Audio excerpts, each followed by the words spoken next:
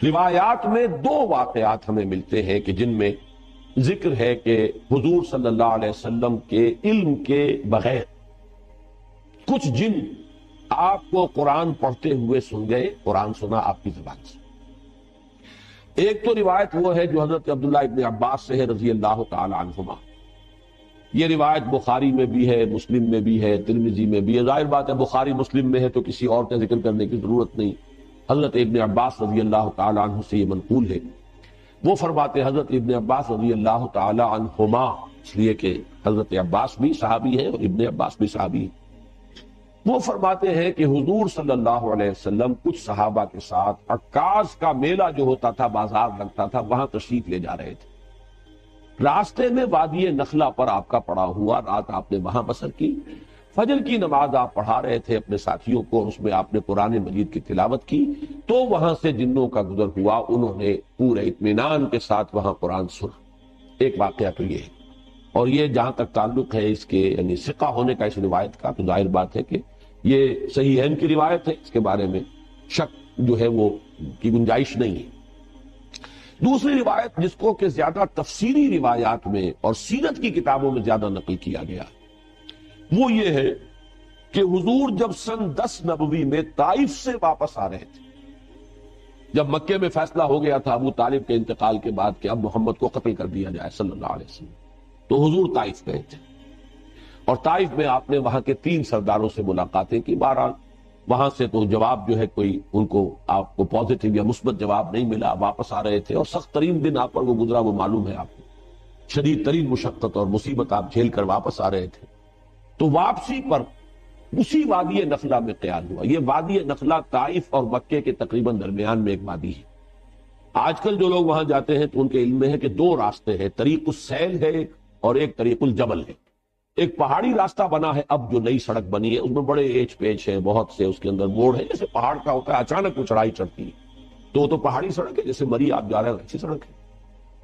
اور حضور اسی راستے سے گئے تھے طائف جاتے، اس لیے کہ وہ دشوار گزار راستہ تھا، اور آپ کیونکہ خفیہ جا رہے تھے، آپ کو اندیشہ تھا کہ اہل مکہ کو اگر معلوم ہو گیا تو پیچھا بھی کریں گے اور شاید وزن پہنچائیں، لہذا حضور حضرت زید ابن حارثہ رضی اللہ تعالیٰ عنہ کے ساتھ تھے، صرف 2 اور کوئی ساتھ نہیں، اور وہ پہاڑی راستہ آپ نے اختیار کیا تھا جو نہایت دشوار تھا۔ وہ آج بھی آپ جائیں اس طریقے جبل سے تو اندازہ ہوگا کہ جب یہ سڑک نہیں تھی تو یہ راستہ کتنا دشوار۔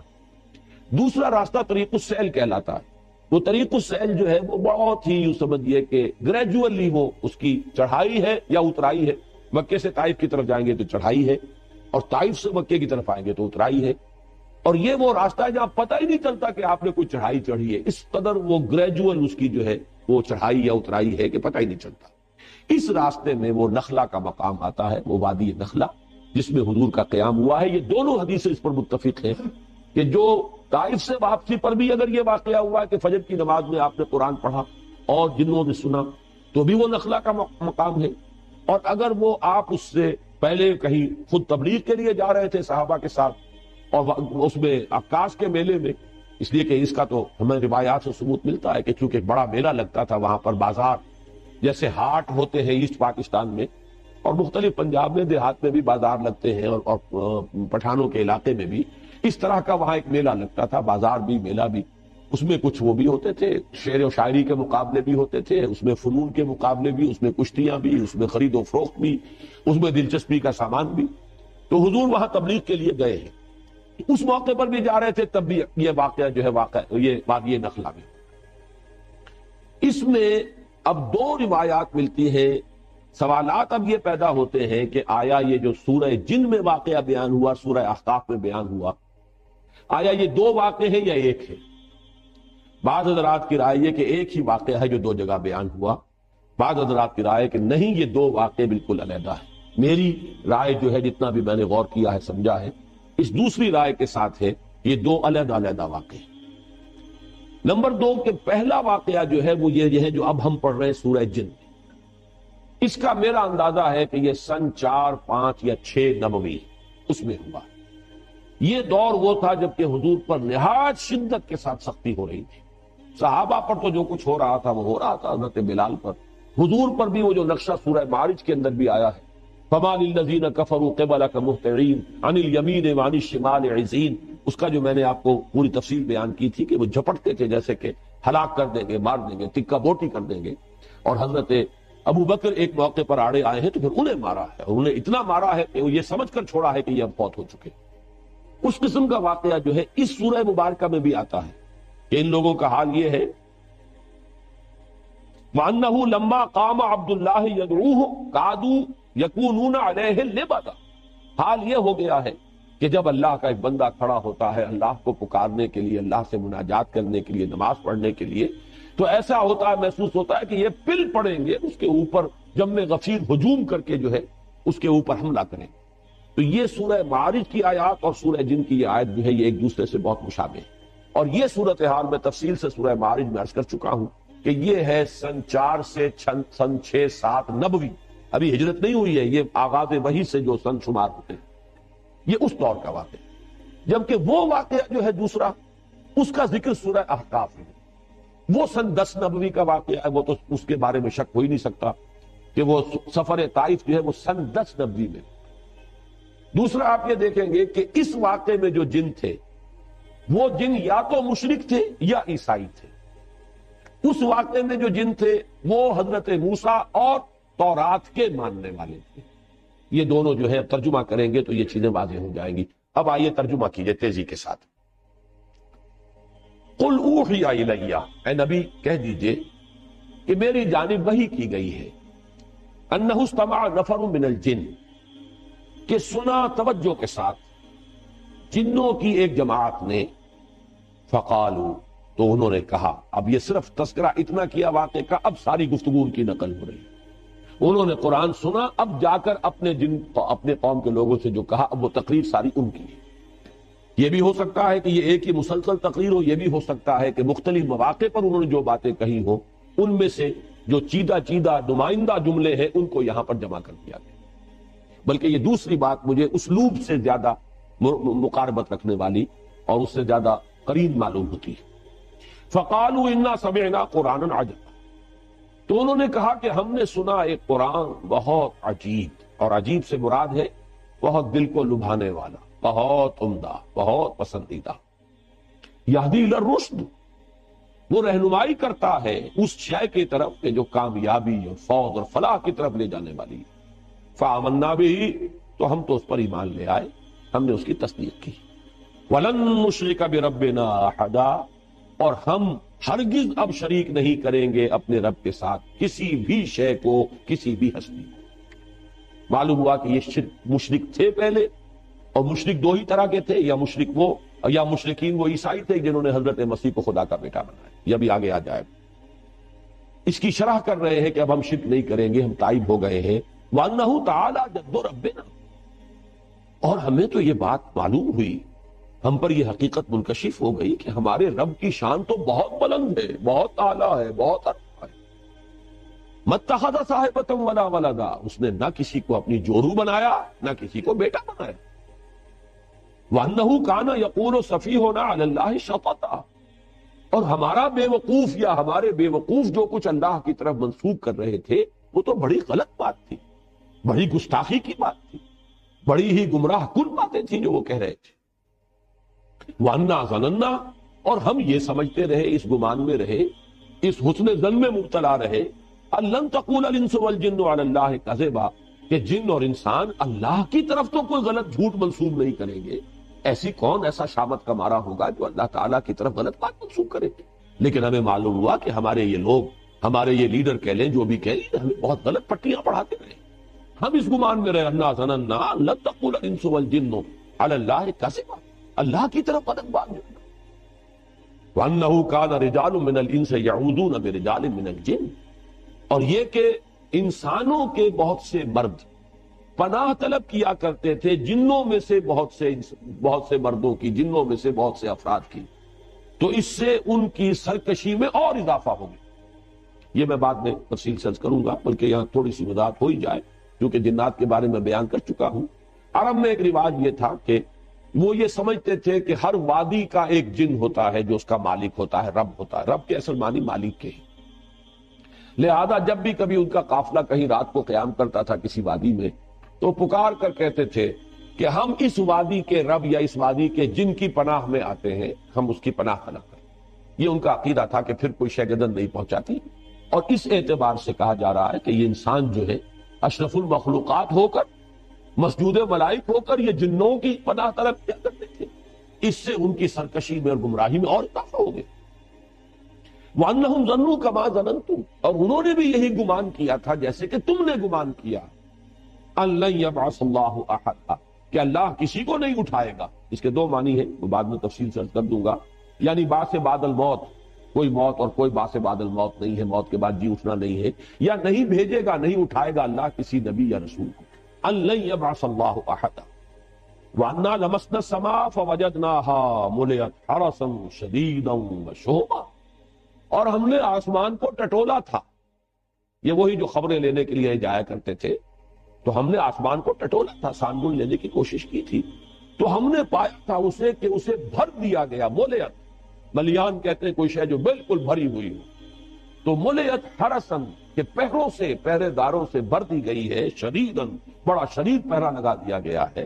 وشہبا، اور یہ جو شہاب ثاقب ہے ان کا بڑا سٹاک جمع کر لیا گیا. میزائل کھڑے ہوئے وہاں پہ کہ اب اگر کوئی جائے گا تو پھر اس کا پیچھا جو ہے وہ میزائل کرے گا، وہ شہاب ثاقب. وَأَنَّا كُنَّا نَقْعُدُ مِنْهَا مَقَاعِدَ لِلسَّمْعِ، اور ہم تو بیٹھا کرتے تھے وہاں اپنے مورچوں میں سننے کے لیے. مقعد کہتے ہیں بیٹھنے کی جگہ. یہ سورہ آل عمران میں یہ لفظ آیا ہے، اِسْتُبَوِّئُ الْمُؤْمِنِينَ مَقَاعِدَ لِلْقِتَالِ. اے نبی، وَإِذْ غَدَوْتَ مِنْ أَهْلِكَ، جب آپ اپنے گھر سے نکلے تھے صبح کے وقت، اہل ایمان کو مورچوں میں بٹھا رہے تھے، مورچہ بند کر رہے تھے. تو ان کی بھی کوئی جگہ ایسی تھی جہاں یہ طاق میں بیٹھتے تھے، اور وہ وہاں پر بیٹھ کر پھر وہ ملائکہ کی باتیں سنتے تھے.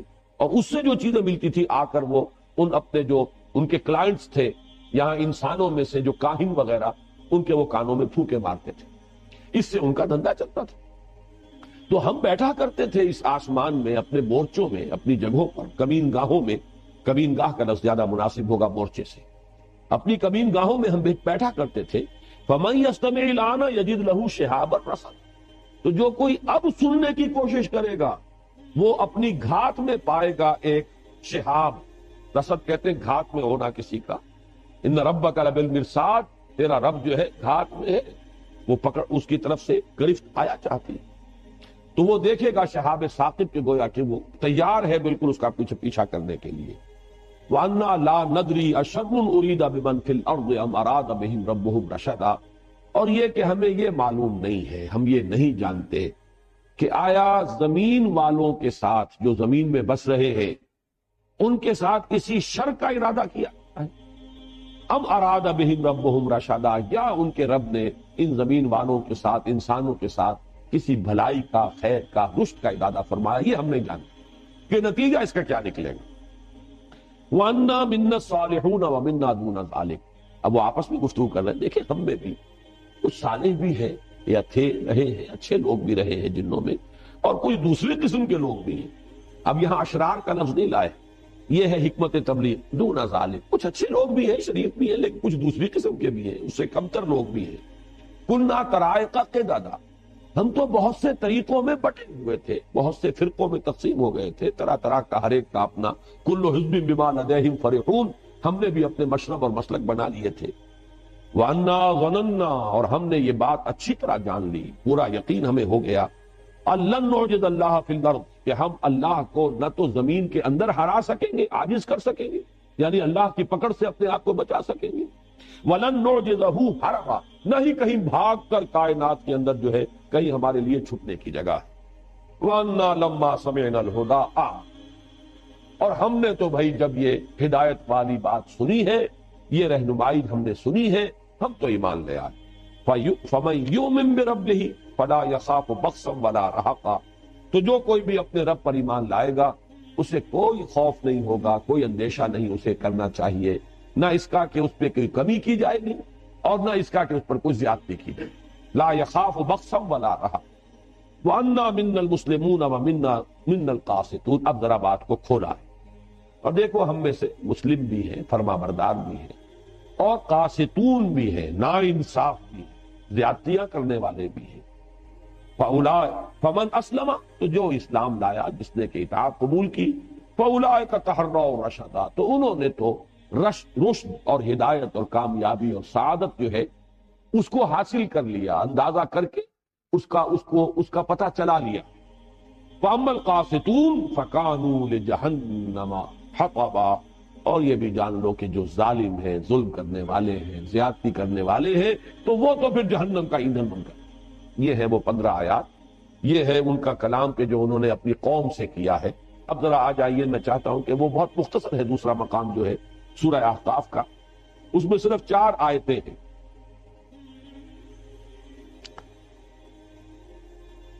وَإِذْ صَرَفْنَا إِلَيْكَ نَفَرًا مِنَ الْجِنِّ، اور اے نبی یاد کیجئے جب کہ ہم نے آپ کی طرف رخ پھیر دیا جنوں کی ایک جماعت کا۔ یہاں بھی لفظ نفر آیا، اس کی وضاحت میں بعد میں کروں گا۔ جنوں کی ایک جماعت، ایک گروہ کو آپ کی طرف پھیر دیا، آپ کی طرف رخ کر دیا۔ یستمعون القرآن، وہ پوری توجہ کے ساتھ قرآن سنتے رہے۔ فلما حضروہ، تو جب وہ وہاں موجود تھے، سن رہے تھے، قالوا انصتوا، انہوں نے ایک دوسرے سے کہا خاموش، پوری توجہ سے سنو۔ اب دیکھیں یہ وہی 2 الفاظ ہیں جو قرآن میں آئے، اذا قرئ القرآن فاستمعوا له وانصتوا، جب قرآن پڑھا جا رہا ہو تو پوری توجہ کے ساتھ کان لگا کر اسے سنو اور خود خاموش رہو۔ انصتوا، وہی انہوں نے آپس میں کہا تو چپ ہو جاؤ، خاموش ہو جاؤ، توجہ سے سنو۔ بہت اعلیٰ کوئی کلام ہے جو اس وقت یہ صاحب جو ہے یہ پڑھ رہے ہیں۔ فلما حضروہ قالوا انصتوا، فلما قضی، جب وہ قرات پوری ہو گئی، ختم ہو گئی، فجر کی نماز تھی، حضور نے نماز ختم کر لی، ولوا الی قومہم، تو وہ اب چلے گئے پیٹھ موڑ کر اپنی قوم کی طرف، منذرین، انہیں بھی خبردار کرنے کے لیے۔ قالوا، اور وہ خبردار کرنا کیا تھا؟ کہا انہوں نے یا قومنا، اے ہماری قوم، انا سمعنا کتابا انزل من بعد موسیٰ، ہم نے سنی ہے ایک کتاب جو نازل کی گئی ہے موسیٰ کے بعد، یعنی تورات کے بعد، مصدقا لما بین یدیہ، اور وہ تصدیق کرتے ہوئے آئی ہے اس کی کہ جو اس کے سامنے موجود ہے، یعنی تورات کی تصدیق کرتے ہوئے آئی ہے، تورات کی تکذیب نہیں کرتی، تصدیق کرتی۔ یہدی الی الحق، وہ تو حق کی طرف رہنمائی کر رہی ہے، صحیح راستہ دکھانے والی ہے، ہدایت جو ہے دینے والی ہے، وَإِلَىٰ طَرِيقٍ مُسْتَقِيمٍ، سیدھے راہ کی طرف رہنمائی فرمانے والی ہے۔ یا قومنا اجیبوا داعی اللہ، اے ہماری قوم لبیک کہو اللہ کی طرف بلانے والے کی پکار پر، لبیک کہو، لب کو فوراً تصدیق کرو، فوراً ایمان لاؤ۔ یغفر لکم من ذنوبکم، اللہ تعالیٰ بخش دے گا تمہارے گناہوں میں سے۔ یہ بات سورہ نوح میں آ چکی ہے، من ذنوبکم، یعنی جو ایمان لانے سے پہلے کے گناہ ہیں وہ سب معاف ہوتا ہے، اس کے بعد کا معاملہ جو ہے وہ ایک نیا حساب کتاب وہ شروع ہوگا۔ وَيُجِرْكُم مِّنْ عَذَابٍ أَلِيمٍ، اور تمہیں چھٹکارا دے دے گا دردناک عذاب سے، اگر تم ایمان لاؤ گے اس کتاب پر اور اس داعی اللہ کی دعوت جو ہے اس کی پکار پر لبیک کہو گے۔ وَمَن لَا يُجِبْ دَاعِيَ اللَّهِ، اور جو کوئی اللہ کی طرف پکارنے والے کی پکار پر لبیک نہیں کہتا، فَلَيْسَ بِمُعْجِزٍ فِي الْأَرْضِ، تو وہ پھر اللہ کو عاجز کرنے والا نہیں ہے زمین میں، وَلَيْسَ لَهُ مِن دُونِهِ أَوْلِيَاء، اور نہیں ہے اس کے لیے اللہ کے سوا کوئی مددگار اور پشت پناہ۔ اولئک فی ضلال مبین، یقیناً وہ تو کھلی گمراہی کے اندر۔ یہ 4 آیات ہیں سورہ احقاف کی، اور یہ 15 آیات ہیں سورہ جن کی۔ پھر ذہن میں تازہ کر لیجئے، پہلا سوال یہ ہے، آیا یہ دونوں ایک ہی واقعے کی 2 تفصیلیں ہیں یا یہ 2 علیحدہ واقعے؟ میری رائے یہ ہے کہ یہ 2 علیحدہ واقعے۔ پہلا واقعہ زمانی اعتبار سے جو سن 4 سے سن 7 تک اس عرصے میں کہیں ہوا ہے، جبکہ فزیکل پرسیکیوشن اپنے پورے عروج کو پہنچ چکی تھی، اس وقت یہ واقعہ ہوا ہے۔ اور یہ واقعہ جیسے کہ روایت میں آیا ہے جو صحیح بخاری، صحیح مسلم وغیرہ میں موجود ہے، حضرت عبداللہ ابن عباس رضی اللہ تعالیٰ عنہما سے، یہ حضور جب تشریف لے جا رہے تھے صحابہ کی ایک جماعت کے ساتھ عکاظ کے میلے کی طرف، تو رات کا پڑاؤ جو ہے وادی نخلا میں ہوا، اور وہاں آپ نے فجر کی نماز میں قرآن پڑھا۔ یہ واقعہ ہوا۔ اس میں جو جن ہیں صاف اندازہ ہو جاتا ہے کہ انہیں کوئی خاص اندازہ نہیں تھا، صرف انہیں یہ پتا چلا تھا کہ آسمانوں پر پہرا لگ گیا ہے، کوئی خاص بات ضرور ہے، کہیں شاید کسی نبوت کا ظہور ہوا ہو، کوئی خاص معاملہ ضرور ہے، ورنہ یہ پہرے نہیں ہوتے تھے، ہم تو یہاں بیٹھا کرتے تھے، سانگل لیتے تھے، کاہنوں کو جا کے کانوں کے اندر پھونکے مارتے تھے، ہمارا دھندا چل رہا تھا، یہ پہرے جو لگ گئے کوئی خاص واقعہ۔ اب وہ تلاش کے اندر نکلے ہوئے ہیں کہ اچانک ان کا گزر وہاں سے ہو گیا، ان پر پورا عقدہ کھل گیا، اور انہوں نے پہچان لیا کہ یہ اللہ کے نبی ہیں، اور یا تو وہ عیسائی تھے، حضرت عیسیٰ کے ماننے والے، اور وہ عیسائی کے جو تثلیث کے قائل ہیں، جنہوں نے اس وقت کی جو تثلیث تھی، یہ بھی جان لیجئے، اس میں دو تثلیثیں ہیں دنیا میں۔ ایک تثلیث ہے اللہ اور حضرت مریم اور حضرت عیسیٰ، یہ تثلیث تھی، ابتدائی تثلیث۔ اور ایک تثلیث ہے خدا اور روح القدس اور بیٹا یعنی حضرت مسیح، یہ دو تثلیثیں ہیں ان کے ہاں۔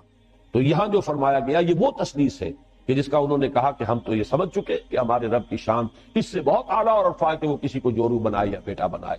تو ہو سکتا ہے کہ وہ جو عقیدہ تثلیث جو تھی عیسائیت کی، اس کے اوپر وہ تھے، یا پھر وہ مشرکین تھے، اس لیے کہ مشرکین نے بھی، جو مشرکین عرب تھے انہی کے دین پر تھے وہ، اس لیے کہ وہ فرشتوں کو خدا کی بیٹیاں کہتے تھے، اور انہوں نے جو بات سمجھی ہے پوری طرح تفصیل سے بیان کی ہے۔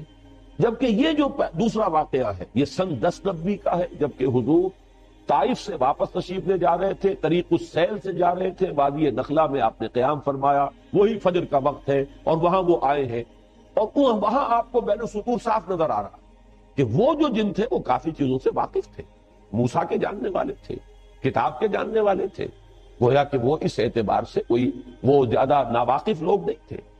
البتہ اس گمان میں تھے کہ شاید اب یہ آخری کتاب تھی تورات کی، اور شاید آخری تھے نبی موسیٰ، اب ان کے بعد شاید کوئی اور نبی آنے والے نہیں ہیں۔ لیکن چونکہ باقی سارا تصور ان کا مکمل تھا، لہذا فوراً وہ ایمان لائے، اور فوراً انہوں نے داعی کی حیثیت اختیار کر لی، اور جا کر اپنی قوم کو جس قدر زوردار انداز کے اندر دعوت دی ہے۔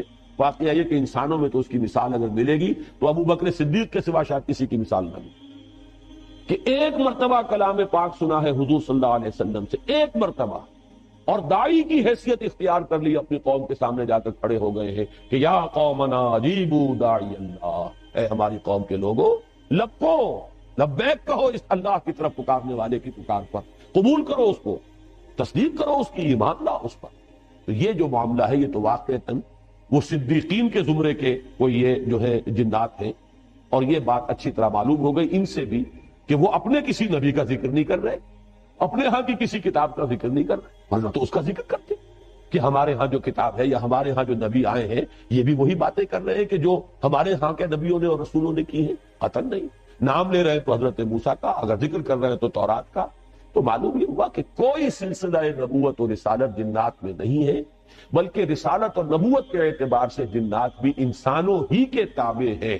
جو بھی رسول بھیجے گئے انسانوں میں اور نبی مبعوث کیے گئے ان کے مخاطب ہیں انس بھی اور جن بھی، اور یہ بات جو ہے بڑی تفصیل سے میں آپ کو بتا چکا ہوں۔ سورہ رحمان تو ہے ہی پوری کی پوری اس پر مسلسل تخاطب تسمیہ کے سیرے سے، فَبِأَيِّ آلَاءِ رَبِّكُمَا تُكَذِّبَانِ یا معشر الجن والانس ان استطعتم ان تنفذوا من اقطار السماوات والارض لن تنفذوا فانفذوا لا تنفذون الا بالکل تسمیہ کے سیرے سے۔ سنفرغ لكم ایھا الثقلان، اے وہ دو بھاری مخلوقوں ہم عنقریب تمہارے لیے فارغ ہوا چاہتے ہیں۔ تو سورہ رحمان کو پڑھ کر بھی اگر بات واضح نہیں ہوئی تو معلوم ہوتا ہے کہ ذہن کے اوپر کسی غلط فکر کا، غلط سوچ کا، غلط نظریے کا کوئی بہت ہی دبیز اور کوئی بہت ہی بھاری حجاب جو ہے وہ پڑ گیا ہے، ورنہ وہ حقیقت بالکل الگ نشرہ ہوتی۔ اور سب سے بڑی بات یہ کہ امت کا اجماعی عقیدہ ہے، پوری امت کا 1400 برس کا، اس سے اصل میں ہٹ کر راہ نکالنا جو ہے در حقیقت وہی ہے کہ جو چیز انسان کے لیے جو اس کی گمراہی کا سب سے بڑا سبب